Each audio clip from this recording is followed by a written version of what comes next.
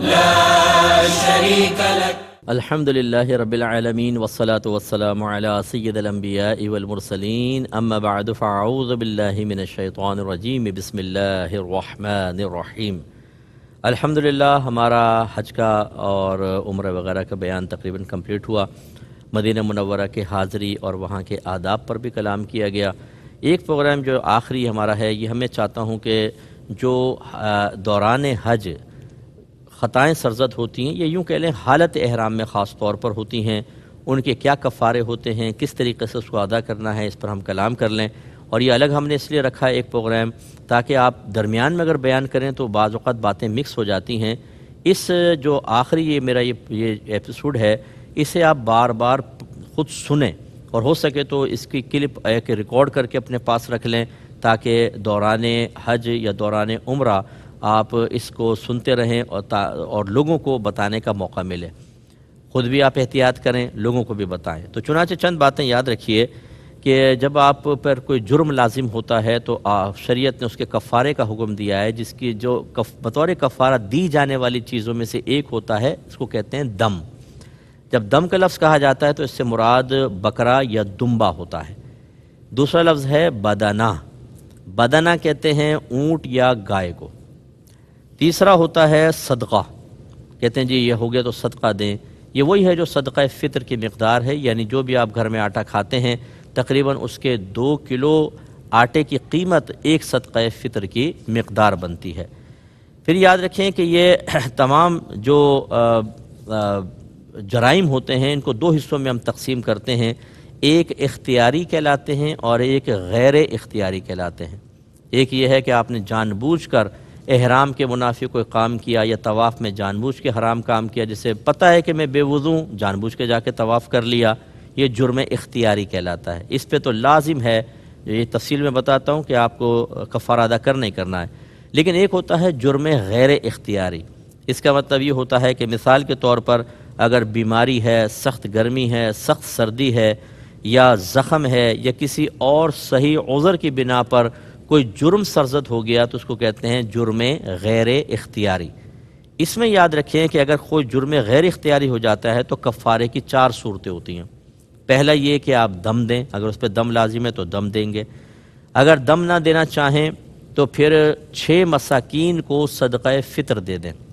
6 مساکین، اور الگ الگ کو دینا ہے، ایک کو نہیں دیں گے ورنہ وہ ویلڈ نہیں مانا جائے گا، 6 کو الگ دیں گے. اور تیسرا یہ ہے کہ 6 مساکین کو یعنی قیمت دے دیں آپ، ورنہ تیسرا یہ کہ 6 مساکین کو 2 وقت پیٹ بھر کر کھانا کھلا دیں. اور اگر آپ یہ بھی نہیں کر سکتے تو 3 روزے رکھ لیں، کفارہ ادا ہو جائے گا. یہ یاد رکھیں کہ جب ہم دم یا بدنہ کے بارے میں کہتے ہیں تو اس کا حدود حرم میں ہونا لازم ہے. حدود حرم میں ذبح کرنا ہوگا، گھر آ کر نہیں کر سکتے. لیکن جہاں روزہ رکھنا ہے، جہاں صدقہ وغیرہ دینا ہے، وہاں پر یاد رکھیں کہ حدود حرم لازم نہیں، آپ گھر پر آ کر بھی کر سکتے ہیں. اس لیے جو بھی چیزیں ایسے سرزد ہوتی رہیں، بال ٹوٹ گئے، آپ نے کنگھا کر لیا غلطی سے، بال ٹوٹ گئے، آپ کو بخار چڑھ گیا تھا، اس کی وجہ سے آپ نے کوئی ایسا شربت پیا جو خوشبودار تھا، اور دیگر مسائل ہوئے ہیں، جیسے مثال کے طور پہ سر میں شدید قسم کے زخم ہو گئے اور آپ کے بال ہیں اور آپ حالت احرام میں ہیں. اب آپ نے وہ بال صاف کروا دیے کیونکہ آپ کے زخم بہت تکلیف دے رہے تھے، تو اب یہ لازم بات ہے کہ دم لازم ہو، لیکن جرم غیر اختیاری میں آئے گا کیونکہ شدید کھجلی کی وجہ سے ایسا آپ نے کیا. تو جو ان کے کفارے ہوتے ہیں صدقے وغیرہ کی شکل میں، روزے کی شکل میں، وہ آپ اپنے شہر میں آ کے بھی کر سکتے ہیں. تو نوٹ لیکن ضرور کرتے جائیں کہ کس وقت کیا ہوا تھا، کیا غلطی ہوئی تھی. اگر بال ٹوٹ گئے ہیں ان کے بارے میں بھی لکھیں کہ اتنے اتنے بال ٹوٹے تھے، بھی گھر پر آ کر آپ اس کے کفارے وغیرہ ادا کریں گے. اور یاد رکھیں کہ جو 3 روزوں کا کہا کہ 3 روزہ رکھیں، اس میں پیدر پہ رکھنا لازم نہیں ہوتا. 1 روزہ رکھ لیں 2 دن کا گیپ، پھر 1 روزہ رکھ لیں 2 دن کا گیپ. اور یہ ایک بات ذہن میں رکھیے گا کہ اگر آپ حدود حرم میں دم یا بدنہ دیتے ہیں تو اس کے جانور کی وہی تمام شرائط ہوتی ہیں جو قربانی کے جانور کی ہیں، ویسے ہی آپ کو جانور لینا ہوگا. اور دوسرا یہ کہ اس میں سے خود کچھ بھی نہیں کھا سکتے، وہ سارا کا سارا صدقہ کرنا ہوگا. اور وہاں ہوتے ہیں یہ سوڈانی ٹائپ لوگ ہوتے ہیں، یہ لوگ لے جاتے ہیں، غریب ہیں، ان کو آپ دے دیں، بالکل یہ سب ہو جائے گا. اب چند چیزیں ذرا جرائم اور ان پہ کفارے جو لازم ہوتے ہیں وہ تھوڑا سا میں ذکر کر دیتا ہوں. ایک ہے، ہم نے پہلے بھی ضمناً ذکر کیا تھا کہ حالت احرام میں کسی کو شہوت کے ساتھ چھونا، یہ دم لازم کر دیتا ہے۔ اب وہ سامنے چاہے مرد ہو یا عورت ہو، اپنی زوجہ ہوں یا شوہر یا نامحرم مرد عورت ہوں، کسی بھی طریقے سے اگر جسم کو اس ارادے کے ساتھ ٹچ کیا تو جس نے کیا اس پہ تو ہے ہی ہے، اور اگر سامنے والا بھی اس ارادے کے ساتھ ہوتا ہے تو دونوں پر دم لازم ہو جائے گا، اس کا ذرا خیال رکھیں۔ لیکن اگر اس حالت میں احتلام وغیرہ ہو جاتا ہے، اس پر کوئی دم یا کفارہ نہیں ہوتا، اور اگر خدا نخواستہ کسی طریقے سے خود پر غسل کو واجب کرنے کا کوئی معاملہ ہو تو اس پر دم لازم ہوگا۔ ناخن کاٹنے کے مسائل ذہن میں رکھیں کہ اگر حالت احرام میں 5 انگلیوں سے کم ناخن کاٹے تو ہر انگلی کے بدلے ایک ایک صدقہ دینا ہوگا۔ بعض غلطی سے آپ نے شروع کر لیا، 3 انگلیوں کو کاٹا، یاد آ گیا اور میں تو حالت احرام میں ہوں، تو ہر انگلی کے بدلے میں ایک صدقہ فطر کی مقدار صدقہ کرنا ہوگا۔ ہاں، اگر ہاتھ یا پاؤں کی 5 انگلیوں کے ناخن لگاتار کاٹ لیے، یعنی ایک ساتھ کاٹ لیے، تو پورا چونکہ عضو کے ناخن کاٹ لیے تو اب دم لازم ہوگا۔ اسی طرح اگر کسی نے دانت سے ناخن قطر ڈالے، بعضوں کو چبانے کی عادت ہوتی ہے، تو 1 انگلی یا 2 انگلیوں کا ہوا تو ہر انگلی کے بدلے میں کفارے کے طور پہ ایک صدقہ دینا ہوگا، یہ ذہن میں رکھیں۔ بالوں سے متعلقہ مسائل ذہن میں رکھیں کہ اگر کسی محرم نے معاذ اللہ داڑھی صاف کروا دی تو اس پر دم واجب ہوگا۔ اسی طریقے سے اگر بھولے سے منہ زیر ناف بغل کے بال صاف کر دیے، اس پہ دم لازم ہے۔ ابھی ایک بھائی نے مجھے کوسچن کیا کہ میں جسمانی صفائی نہ کر سکا، میں نے احرام پہن لیا ہے، ابھی جہاز میں بیٹھا ہوا ہوں، تو کیا میں وہاں جا کر جسمانی صفائی کروں؟ تو ان کو سمجھایا کہ کبھی یہ نہیں کیجیے گا، کیونکہ آپ حالت احرام میں آ چکے ہیں، یا تو پہلے کرنا تھا اب نہیں ہے، تو بس آپ کریں، جب احرام اترے گا پھر آپ دیکھیے گا، یہ ذرا ذہن میں رکھیے گا۔ ہاں، اگر کسی نے مونچھ صاف کروائی یا چھوٹی کر لی تو اس پہ صدقہ لازم ہوتا ہے۔ اگر وضو کرنے یا سر کھچانے یا کنگھا کرنے کے باعث سر کے 2 یا 3 بال گرے تو ہر بال کے بدلے، اب اس میں صدقہ نہیں ہے بلکہ ہر بال کے بدلے 1 مٹھی اناج یا 1 ٹکڑا روٹی کا یا 1 چھوارا خیرات کریں۔ ہاں، اگر 3 سے زائد گرتے ہیں تو صدقہ لازم ہوگا۔ لہذا اگر آپ نے مسح کیا، 2 بال ہاتھ میں آ گئے تو تھوڑا سا بس صدقہ کر دیں، لیکن 3 آ گئے، یعنی 3 سے زیادہ آ گئے، 3 تک تو چلے گا، 3 سے زیادہ آ گئے تو پھر صدقہ لازم ہوگا۔ خوشبو سے متعلقہ مسائل بھی ذہن میں رکھیں۔ خوشبو اگر لگ گئی تو ایک تو یہ ہے کہ وہ پورے عضو کو اس نے گھیرا ہے یا نہیں گھیرا، جیسے ہاتھ پہ تھوڑی سی لگ گئی، پورا ہاتھ اس میں نہیں انوالو ہوا، تو اس میں پھر یہ دیکھا جاتا ہے کہ وہ کم ہے یا زیادہ۔ زیادہ کی علامت یہ ہے کہ لوگ کہیں بہت خوشبو آ رہی ہے آپ سے، تو لوگوں سے پوچھیں خوشبو آ رہی ہے، وہ کہیں ہاں بہت زیادہ خوشبو آ رہی ہے، دم لازم ہوگا۔ اگر کم ہے تو پھر نہیں، ایک تب ہے کہ جب پورا عضو نہ گھیرا ہو، اگر پورا عضو گھیر لیا تو بس پھر چاہے خوشبو کم بھی ہو دم لازم ہو جائے گا۔ اس لیے میں نے آپ کو سمجھایا تھا کہ جب آپ حالت احرام میں آ جاتے ہیں تو آپ لوگوں سے مصافحے سے اجتناب کریں۔ میں ایک دفعہ حالت احرام میں تھا، جدہ پہ اترا، ایک صاحب ملنے آ گئے، میں نے ان کو روکا کہ نہیں نہ ملے، مجھے دور سے ان کی خوشبو آ رہی تھی، انہوں نے کوئی سینٹ وغیرہ لگائی ہوئی تھی، وہ ناراض ہو گئے مجھ سے کہ جی مفتی صاحب نے تو دیکھیں مجھے گلے نہیں ملنے دیا۔ اب شرعی مسئلوں پہ عمل کریں تو یہ مسئلہ بھی ہوتا ہے، لیکن بہرحال ہمیں ناراضگی نہیں دیکھنی، شریعت پر عمل پیرا ہونا دیکھنا، تو لہٰذا پورے اس کو گھیر لیا تو مسئلہ، تو میں نے آپ کو بتایا تھا کہ اس میں احتیاط کریں۔ ایسی حجر اسود کو بوسہ دینے میں بڑا مسئلہ ہے، ہمارے نادان مسلمان بھائی اور یہ خصوصاً ہندوستان پاکستان کے لوگ یہ حرکتیں کرتے ہوئے نظر آتے ہیں، عطر لیں گے حجر اسود پر ڈال دیں گے، وہ سمجھتے ہیں کہ ہم نے خوشبودار کر دیا۔ بھائی حالت احرام میں جو ہونٹ رکھے گا، ہونٹ پورا ایک عضو ہے، اگر پورے ہونٹ پہ خوشبو لگ گئی دم لازم ہو جائے گا۔ کون سا آپ نے اچھا کام کیا، کون سا کمال کیا، اس میں ذرا احتیاط کیجیے۔ اسی طرح اگر پورے سر میں خوشبودار تیل لگا لیا دم لازم ہوگا۔ میں نے آپ کو سمجھایا تھا کہ آپ احرام کی 2 چادریں رکھیں، یعنی 2 سیٹ رکھیں، ایک آپ نے پہنا ہوا ہے، حالت احرام میں آنے سے پہلے جتنی مرضی اس پہ خوشبو لگا لیں، اب آپ پہنیں گے، نیت کر لیں گے، حالت احرام میں آ گئے، کوئی مسئلہ نہیں ہے، لیکن فرض کر لیں کہ آپ کو احتلام ہو گیا، کپڑے گندے ہو گئے، یہ احرام کی چادریں، آپ نے کہا چلو ان کو اتار کر میں دوسری جو لایا ہوں چادریں وہ پہن لوں، ان میں خوشبو نہیں ہونی چاہیے، وہ الگ چادریں کہلائیں گی، وہ بغیر خوشبو والی ہونی چاہیے، نہ ان پہ خوشبو لگائیں گے، اگر لگائیں گے تو آپ پر دم لازم ہوگا۔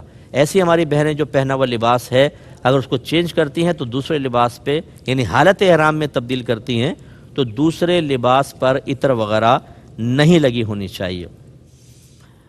اور خالص خوشبو کے بارے میں بتا چکا ہوں، جیسے الائچی ہے، لونگ ہے اور دیگر چیزیں جو خوشبو بہت زیادہ دیتی ہیں، انہیں کچا کھا لیا تو دم لازم ہوگا۔ ہاں اگر بریانی وغیرہ میں پکا لی، اب آپ نے چبائی اور خوشبو آئی، کوئی مسئلہ نہیں، کیونکہ جلنے کے بعد خوشبو برن ہو جاتی ہے، یعنی برن ہونے کے بعد ختم ہو جاتی ہے، فنا مانی گئی ہے، پھر کوئی مسئلہ نہیں ہے۔ اور جتنے ہمارے بھائی یہ خوشبودار پان کھانے کے عادی ہیں اور چھالیہ وغیرہ کے خودارہ، حالت احرام میں اجتناب کریں، اس میں دم ہونے کا اندیشہ اور خطرہ ہے۔ سلا ہوا کپڑے پہننے کے چند مسائل دیکھ لیں۔ اگر محرم نے سلا ہوا کپڑا پورے دن یا پوری رات سے کم پہنا، یعنی 24 گھنٹے سے کم پہنا، تو صدقہ ہے، ورنہ دم لازم ہوگا۔ اور یہی مرد کے لیے موزے پہننے کے احکام ہیں۔ تو اس لیے ہم نے آپ کو سمجھایا تھا کہ حالت احرام میں نیچے کچھ نہیں پہنیں گے۔ ہاں اگر ایسا ہے مرد کے کہ کوئی فرض کر لیں کہ پیشاب کے قطرات وغیرہ آتے ہیں، تو میں نے آپ کو سمجھایا تھا کہ بغیر سلائے کپڑا آپ باندھ سکتے ہیں، جیسے بچوں کے لنگوٹ باندھ لیتے ہیں، تاکہ آپ کا احرام ناپاک اور آلودہ نہ ہو، اس میں قطرے جذب ہوتے رہیں، اور جب آپ نماز وغیرہ پڑھنے لگیں یا طواف کے لیے جائیں تو تازہ وضو کریں اور اس کو بدل لیں، دوسرا پہن لیں۔ اب دوران طواف اگر آپ کو بیماری ہے جیسے، تو جتنے قطرے آتے رہیں گے کوئی مسئلہ نہیں ہے، لیکن سلا و لباس نہیں پہن سکتے، اس کا خیال رکھیے۔ اسی طرح اگر چونکہ مرد محرم کے لیے اپنے سر کو کھلا رکھنا واجب ہے، اگر اس نے چادر ڈال لی اس سر کے اوپر، تھوڑی سی ڈلتی جیسے دوسرے نے منہ پہ چادر ڈال دی یا آپ کے سر پہ لگ گئی، تو آپ تھوڑا بہت کھجور وغیرہ دے دیں، اور اگر زیادہ دیر تک آپ نے کیا تو پھر صدقہ دیں، اور 24 گھنٹے ہوگا تو پھر وہ دم لازم ہوگا۔ سوتے ہوئے بھی احتیاط کریں کہ سوتے ہوئے سلی ہوئی چادر وغیرہ یوز نہ کریں، بغیر سلی کریں، اور وہی چہرے پہ نہ آئے۔ یہ تو خواتین کے لیے بھی مسئلہ ہے، آپ کو پتہ ہے کہ بہنوں کے لیے بھی اپنے چہرے کو اوپن رکھنا حالت احرام میں واجب ہوتا ہے، اس لیے اگر سوتے ہوئے آپ نے چادر منہ پہ لے لی، جیسے اکثر کو عادت ہوتی ہے، تو گڑبڑ ہو جائے گی۔ مسئلہ یہ ہوتا ہے کہ کمرے میں اے سی چل رہا ہوتا ہے، بعضوں کو سردی لگتی ہے، بعضوں کو گرمی لگ رہی ہوتی ہے، اور جن کو ٹھنڈ لگ رہی ہوتی ہے وہ پھر منہ پہ لے لیتے ہیں۔ اگر آپ سوتے ہوئے لے لیا، آپ کو پتہ نہ چلا، تو دوسرے نے جب بتائیں گے، اگر بتا دیا کہ آپ نے منہ ڈھکا تھا، تو آپ کو بالکل اس کی بات کو تسلیم کرنا پڑے گا۔ یاد رکھیں کہ جب حالت احرام میں ہوں، جان بوجھ کر آپ نے کیا ہو، غلطی سے کیا ہو، دوسرے کی غلطی سے جرم سرزد ہوا، ہر صورت میں کفارہ ہوتا ہے۔ ہاں بس اتنا ہے کہ جب آپ کا قصور نہیں ہے تو گناہ نہیں ہوگا، کفارہ بھی لازم ہوگا، اور اگر جان بوجھ کے نافرمانی کریں گے گناہ گار بھی ہوں گے، اس لیے سوتے ہوئے بھی بڑی احتیاط کیجیے۔ اس کے علاوہ ٹوپی وغیرہ پہنی ہوتی ہے بعض اوقات، تو ہم نے بتایا تھا آپ کو کہ جب آپ احرام کی نیت کریں تو اپنے سر کو ڈھک لیں، سر کو خالی کر لیں، ڈھکے نہیں۔ تو بعض اوقات ایسا ہوتا ہے کہ جب حالت احرام میں ہوتے ہیں، میں پہلے والے خیال نہیں رہتا، سر ڈھکا ہوتا ہے اور ہم نیت کر لیتے ہیں، تو آپ بہرحال ٹوپی اتاریں اور پھر احتیاطاً ایک صدقہ دے دیجئے گا۔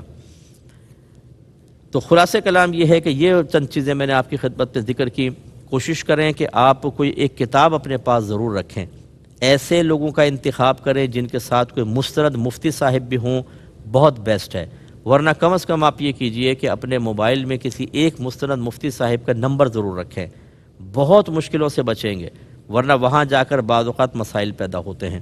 اور ضمناً میں آپ کی خدمت میں گزارش کرتا ہوں کہ ہر ایک سے مسئلہ معلوم نہ کیا کریں۔ اگر کسی نے 25 حج بھی کیے ہیں تو 25 حج کرنے کے بعد کوئی عالم نہیں ہو جاتا، معلومات تھوڑی بہت ہوتی ہیں، تو لہٰذا آپ مستند علماء کرام سے رجوع رکھیں اور ان سے رابطے میں رہیں اور اپنے شرعی مسائل انہی سے معلوم کریں۔ یہ بھی ضمناً میں گزارش کرتا ہوں کہ وہاں پر جیسے آپ مینا میں جائیں گے تو وہاں پہ کیبنز بنے ہوتے ہیں اور اس میں کہتے ہیں جی یہاں مفتیان کرام بیٹھے ہیں، آپ ان سے مسئلہ معلوم کر لیں۔ یاد رکھیں کہ ہم حنفی ہیں، وہ حنفی نہیں ہوتے، لہٰذا وہ اپنے جو بھی ان کا مطلب فقہ ہوتا ہے اس کے مطابق آپ کو جواب دے رہے ہوتے ہیں۔ جیسے کہ 10 ذوالحجہ کو احناف کے نزدیک ترتیب واجب ہے، آپ کو ہم نے بتایا، پہلے رمی ہے، پھر اس کے بعد قربانی، پھر حلق ہے، پھر اس کے بعد طواف الزیارہ، جبکہ امام شافعی رضی اللہ تعالیٰ عنہ کے نزدیک ترتیب واجب نہیں ہے، آگے پیچھے کر دیں کوئی مسئلہ نہیں ہے۔ اب آپ اگر ان سے جا کر معلوم کریں گے نا کہ اوہو میں نے جی قربانی نہیں کی تھی، میں نے تو حلق کروا لیا، کہتے ہیں لا حرج لا حرج لا باس لا باس، کوئی اس میں حرج نہیں ہے، کیونکہ وہ تو اپنے فقہ کے مطابق جواب دے رہے ہیں، وہ بالکل ٹھیک دے رہے ہیں۔ آپ کا چونکہ فقہ حنفی ہے، اس لیے کوشش کیجئے کہ آپ ایسے لوگ ان سے مسئلہ معلوم نہ کیجئے، اس میں آپ کے اوپر دم لازم ہو سکتا ہے۔ آخر میں آپ کو تھوڑا سا حج بدل کا بھی گزارش کر دیتا ہوں، بس میں آخری چند منٹ ہیں ہمارے پاس۔ یاد رکھیے کہ بعض اوقات انسان فوت ہو جاتا ہے اور اس پہ حج فرض ہوتا ہے اور وہ ادا نہیں کر پاتا، تو اگر وہ وصیت کر کے گیا ہے تو اس کے ترکے سے کسی کو حج کروایا جائے گا، اس کو حج بدل کہتے ہیں۔ اور اگر وہ وصیت کر کے نہیں گیا لیکن اولاد کو پتہ ہے کہ والدین فوت ہو گئے، حج فرض ہو گیا تھا اور ادا نہیں کیا، تو پھر حج بدل آپ کریں گے۔ یا بعض اوقات ہوتا ہے حالت زندگی میں کوئی شخص ہوتا ہے بہت بیمار ہو گیا اور وہ بیچارہ یا بہت بوڑھا ہو گیا، پہلے بینائی تھی اب نابینا ہو گیا اور وہ حج ادا نہیں کر سکتا، تو وہ اپنی جگہ کسی اور کو حج کروا سکتا ہے۔ یہ جو حج کریں گے اس کو حج بدل کہا جاتا ہے۔ اور اگر کسی کے اوپر کوئی فرض وغیرہ نہیں تھا، ویسے آپ حج کرنا چاہتے ہیں، اس کو حج بدل نہیں کہتے۔ حج بدل تو ہوتا ہی وہاں پر ہے کہ جب کسی پہ فرض ہو خود ادا نہ کر سکے تو آپ اس کی طرف سے کریں۔ اس میں یہ ہوتا ہے اگر آپ ویسے ہی والدین کی طرف سے کرنا چاہتے ہیں تو آپ نفلی حج کریں، اس کا ثواب اپنے والدین کو بخش دیں۔ حج بدل کے لیے ضروری ہے کہ تمام خرچہ اس شخص کا ہوگا جس پر حج فرض تھا، اور وہ اپنے شہر سے روانہ کرے گا، کسی قریبی مکے کے قریب سے کسی کو نہیں کر دے گا، وہاں تو خرچہ بہت کم آئے گا، یہیں سے بھیجے گا جہاں سے تھا۔ اور جس کو اس نے حج بدل کا مکلف بنایا کہ تم کرو وہی کرے گا، دوسرے کو اگر اس نے کہا کہ کر دو تو حج بدل ادا نہیں ہوگا۔ اور حج بدل کرنے میں جو غلط فہمی ہے وہ یہ ہے کہ بعض لوگ سمجھتے ہیں کہ جس نے پہلے حج نہیں کیا وہ حج بدل نہیں کر سکتا، پہلے حج کیا ہوگا تو کر سکیں گے۔ نو، اگر آپ نے حج پہلے نہیں کیا اور کوئی کہتا ہے میری طرف سے حج بدل کر دو، بالکل آپ کریں گے، کر لیں، لیکن اپنی طرف سے نیت نہیں کریں گے، نیت اس کے حج کی کریں گے۔ اگر آپ نے اپنی کر لی تو آپ کا ادا ہوگا، اس کا نہیں ہوگا، اور آپ گناہ گار بھی ہوں گے کیونکہ اس بیچارے کا حج تو ہوا نہیں، اس کی نیت سے کریں گے۔ ہاں یہ ضرور ہے کہ اگر آپ پہ مثلا حج فرض ہو گیا، آپ کو کرنا چاہیے تھا، کسی نے کہا یار میں نے حج بدل کروانا ہے، تو آپ نے کہا چلو میں اپنا حج بعد میں کر لوں گا، پہلے اس کا کر دوں، یہ حرام ہے، یعنی مکروہ تحریمی لکھا ہے اس کو، کہ آپ کو کیا پتہ کہ اگلے سال آپ زندہ نہ رہیں، اس کی طرف سے حج کر دیا اور موت آ گئی، اپنا حج باقی رہا۔ اور آپ نے حدیث میں سنا تھا کہ نبی کریم صلی اللہ علیہ وسلم نے فرمایا جس نے باوجود قدرت کے حج نہ کیا اور مر گیا تو چاہے وہ یہودی ہو کر مرے چاہے عیسائی ہو کر، یعنی انتہائی ناراضگی سرکار نے اس میں بیان فرمائی۔ حج بدل کے اندر تمام ارکان اس شخص کی طرف سے آپ نیت کریں گے، جیسے عمرے کی نیت کر رہے ہیں اس کی نیت کریں گے کہ اس کی طرف سے عمرہ کر رہا ہوں، حج میں اس کی طرف سے کر رہا ہوں، اور پھر وہاں جتنے بھی اخراجات ہوں گے اس کے پیسے سے ہوں گے۔ لیکن یاد رکھیں کہ اس دوران بھی اگر کوئی کفارے وغیرہ لازم ہو جاتے ہیں، کوئی جرائم آپ نے کیے اس کا آپ کو کفارہ ادا کرنا ہے، وہ اس کے پیسے سے نہیں ہوگا، وہ قصور آپ کا ہے، وہ آپ کو کرنا ہوگا، اور اگر آخر میں کچھ پیسے بچ جاتے ہیں تو ان کو واپس کر دیجئے۔ ہاں اگر انہوں نے کل اختیار دے دیا تھا کہ بعد میں آپ رکھ سکتے ہیں، کسی دینی کام میں استعمال کر سکتے ہیں، تو پھر آپ کسی بھی دینی کام میں استعمال کر سکتے ہیں۔ اللہ تبارک تعالیٰ سے دعا ہے کہ جو کچھ ہم نے سنا اس پہ عمل پیرا ہونے کی توفیق عطا فرمائے، اور دوسروں تک ان مسائل کو پہنچا کر اپنے لیے ثواب جاریہ کرنے کی توفیق عطا فرمائے، آمین۔ وآخر دعوانا ان الحمد للہ رب العالمین۔ لبیک اللہم لبیک